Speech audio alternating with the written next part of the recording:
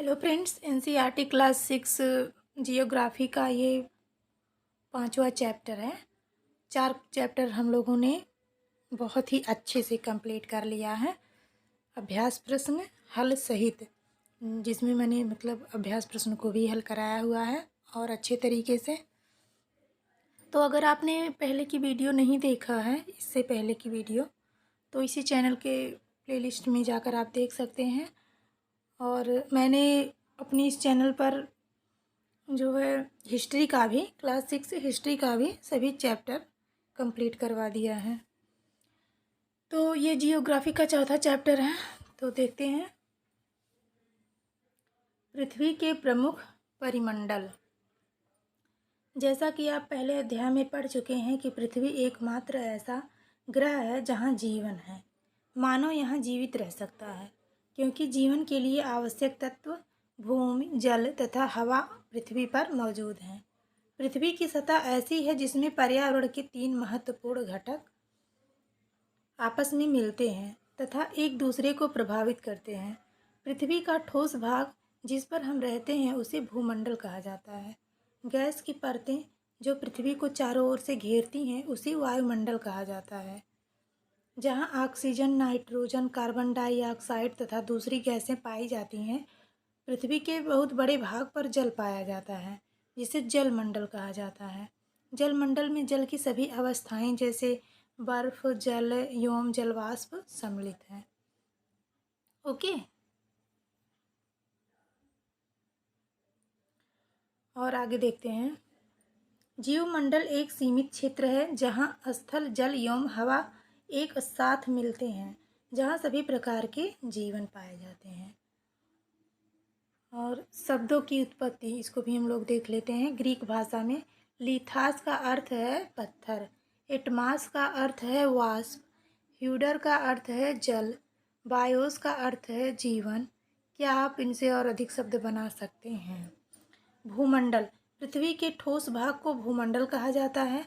यह भूपर्पटी की चट्टानों तथा मिट्टी की पतली परतों का बना होता है जिसमें जीवों के लिए पोषक तत्व पाए जाते हैं।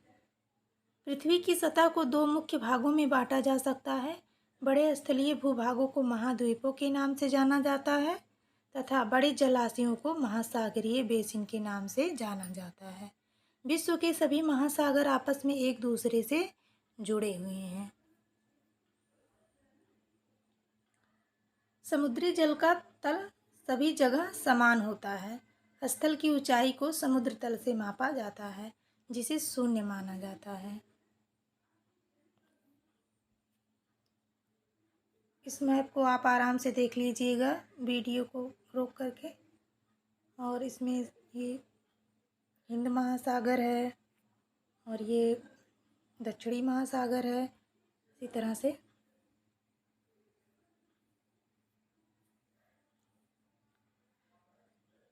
विश्व का सबसे ऊंचा शिखर माउंट एवरेस्ट समुद्र तल से 8,848 मीटर ऊंचा है। इसकी ऊंचाई आप लोग याद रखिएगा, ये बहुत बार पूछ लेता है एग्जाम्स में। विश्व का सबसे गहरा भाग प्रशांत महासागर का मेरियाना गर्त, ये भी वेरी इंपॉर्टेंट है, जिसकी गहराई 11,022 मीटर है। क्या आपने कभी कल्पना की है कि समुद्र की गहराई पृथ्वी के सबसे ऊंचे भाग से इतनी अधिक भी हो सकती है?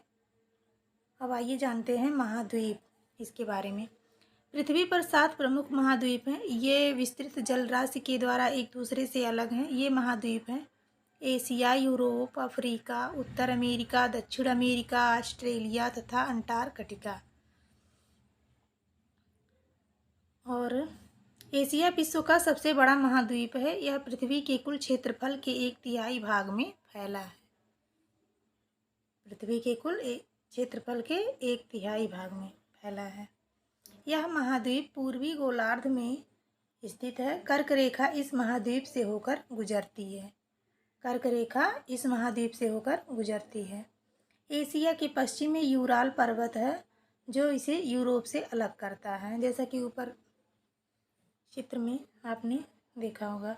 यूरोप एवं एशिया के संयुक्त भूभाग को यूरेशिया, यूरोप प्लस एशिया कहा जाता है। यूरोप एशिया से बहुत छोटा है। यह महाद्वीप एशिया के पश्चिम में स्थित है। आर्कटिक वृत्त इससे होकर गुजरता है। यह 3 तरफ से जल से घिरा है।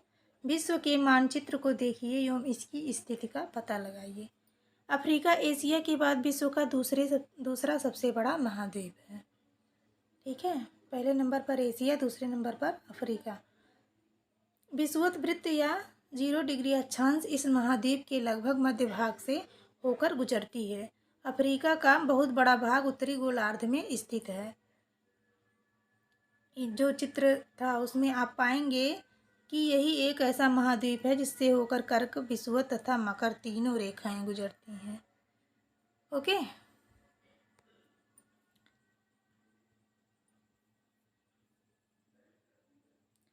सहारा का रेगिस्तान विश्व का सबसे बड़ा गर्म रेगिस्तान है जो कि अफ्रीका में स्थित है। कहाँ पे? अफ्रीका में स्थित है। यह महाद्वीप चारों तरफ से समुद्रों एवं महासागरों से घिरा है। और देखिए, विश्व की सबसे लंबी नील नदी अफ्रीका से होकर गुजरती है। अफ्रीका का मानचित्र देखिए तथा बताइए कि कर्क रेखा, मकर रेखा तथा विषुवत वृत्त इसके किन किन भागों से होकर गुजरती है। उत्तर अमेरिका विश्व का तीसरा सबसे बड़ा महाद्वीप है। तीसरे नंबर पर कौन महाद्वीप है? उत्तर अमेरिका। दक्षिण अमेरिका से एक सक्रिय स्थल से जुड़ा है जिसे पनामा जल संधि कहा जाता है। यह महाद्वीप पूरी तरह से उत्तरी एवं पश्चिमी गोलार्ध में स्थित है। यह महाद्वीप 3 महासागरों से घिरा है। क्या आप इन महासागरों के नाम बता सकते हैं? दक्षिण अमेरिका का अधिकांश भाग दक्षिणी गोलार्ध में स्थित है। इसके पूर्व एवं पश्चिम में कौन से 2 महासागर स्थित हैं? विश्व की सबसे लंबी पर्वत श्रृंखला एंडीज इसके उत्तर से दक्षिण की ओर फैली है।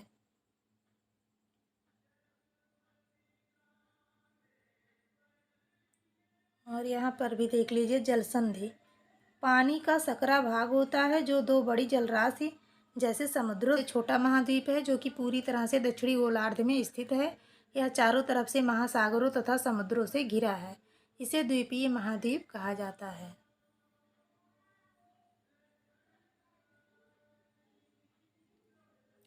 अंटार्कटिका एक बहुत बड़ा महाद्वीप है जो कि दक्षिणी गोलार्ध में स्थित है। दक्षिण ध्रुव इस महाद्वीप के मध्य में स्थित है। चूँकि यह दक्षिण ध्रुव क्षेत्र में स्थित है इसलिए यह हमेशा मोटी बर्फ की परतों से ढका रहता है।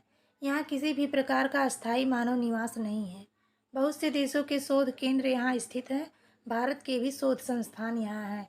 इनके नाम है मैत्री तथा भारती। ये वेरी इंपॉर्टेंट है, इसको याद रखिएगा। जलमंडल पृथ्वी को नीला ग्रह कहा जाता है। पृथ्वी का 71% भाग जल तथा 29% भाग स्थल है। जलमंडल में जल के सभी रूप उपस्थित हैं। इसमें महासागर एवं नदियाँ, झीलें, हिमनदियाँ, भूमिगत जल तथा वायुमंडल की जलवाष्प सभी सम्मिलित हैं। पृथ्वी पर पाए जाने वाले जल का 97% से अधिक भाग महासागरों में पाया जाता है एवं वह इतना अधिक खारा होता है कि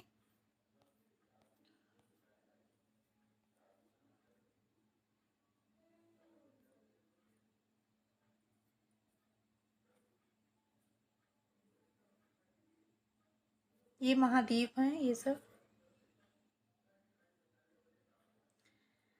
इतना खारा होता है कि मानव के उपयोग में नहीं आ सकता है। शेष जल का बहुत बड़ा भाग बर्फ की परतों एवं हिमनदियों तथा भूमिगत जल के रूप में पाया जाता है।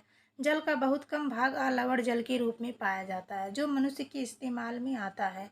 यही कारण है कि नीले ग्रह में रहने के बावजूद हम पानी की कमी महसूस करते हैं। ठीक है। महासागर जलमंडल के मुख्य भाग हैं। ये आपस में एक दूसरे से जुड़े हुए हैं। महासागरीय जल हमेशा गतिशील रहता है। तरंगे, ज्वार भाटा तथा महासागरीय धाराएं महासागरीय जल की 3 मुख्य गतियां हैं। बड़े से छोटे आकार के आधार पर क्रमशः 5 महासागर प्रमुख हैं। प्रशांत महासागर, अटलांटिक महासागर, हिंद महासागर, दक्षिणी महासागर तथा आर्कटिक महासागर।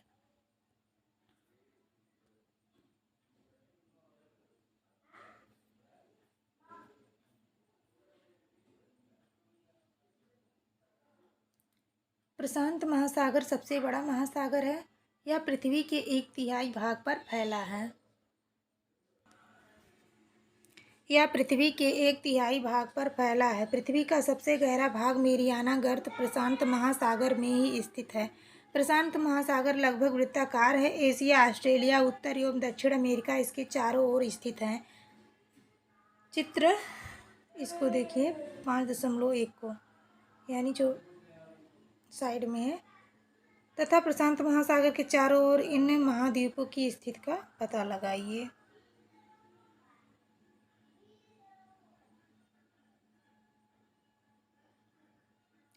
अटलांटिक महासागर विश्व का दूसरा सबसे बड़ा महासागर है।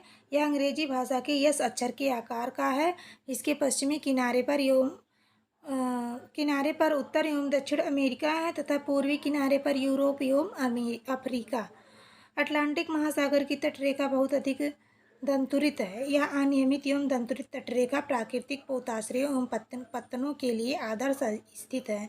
व्यापार की दृष्टि से यह सबसे व्यस्त महासागर है। हिंद महासागर ही एक ऐसा महासागर है जिसका नाम किसी देश के नाम पर यानी भारत के नाम पर रखा गया है। यह महासागर लगभग त्रिभुजाकार है। इसके उत्तर में एशिया, पश्चिम में अफ्रीका तथा पूर्व में ऑस्ट्रेलिया स्थित है। दक्षिणी महासागर अंटार्कटिका महाद्वीप को चारों ओर से घेरता है। यह अंटार्कटिका महाद्वीप से उत्तर की ओर 60 डिग्री से दक्षिणी अक्षांश तक फैला हुआ है। आर्कटिक महासागर उत्तर ध्रुव वृत्त में स्थित है तथा यह उत्तर ध्रुव के चारों ओर फैला है। यह प्रशांत महासागर के छिछले जल वाले एक सकरे भाग से जुड़ा है जिसे बेरिंग जलसंधि के नाम से जाना जाता है। यह उत्तर अमेरिका के उत्तरी तटों तथा यूरेशिया से घिरा है। वायुमंडल। हमारी पृथ्वी चारों ओर से गैस की एक परत से घिरी हुई है जिसे वायुमंडल कहा जाता है। ओके, वायु की यह पतली परत इस ग्रह का महत्वपूर्ण एवं अटूट भाग है। यह हमें ऐसी वायु प्रदान करती है जिससे हम लोग सांस लेते हैं। यह वायुमंडल हम लोगों को सूर्य की कुछ हानिकारक किरणों से बचाता है। मैं ज़्यादा एक्सप्लेन नहीं कर रही हूँ क्योंकि आप सुपर टेट की तैयारी या मतलब अन्य कॉम्पिटिटिव एग्ज़ाम्स की तैयारी कर रहे हो तो इतना तो नॉलेज आपको होगा ही कि पढ़ने पर समझ में आ रहा होगा। वायुमंडल 1600 किलोमीटर की ऊंचाई तक फैला है। वायुमंडल को उसके घटकों, तापमान तथा अन्य के आधार पर 5 परतों में बांटा जाता है। इन परतों को पृथ्वी की सतह से शुरू करते हुए क्षुब्ध मंडल, समताप मंडल, मध्य मंडल, आयन मंडल तथा बहिर्मंडल कहा जाता है।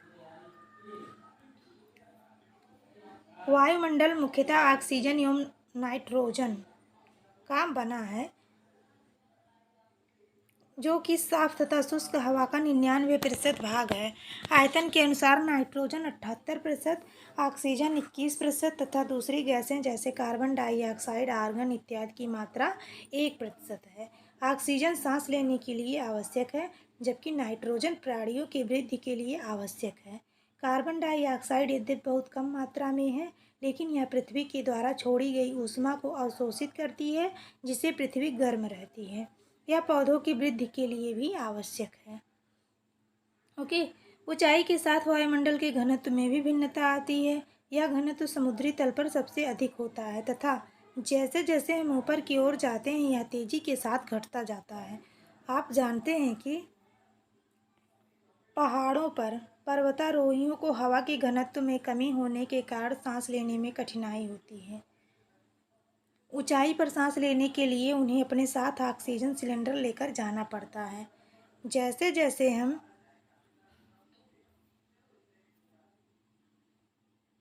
यहाँ पे देख लीजिए, ये जलमंडल है, ये स्थल मंडल और ये हो गया वायुमंडल।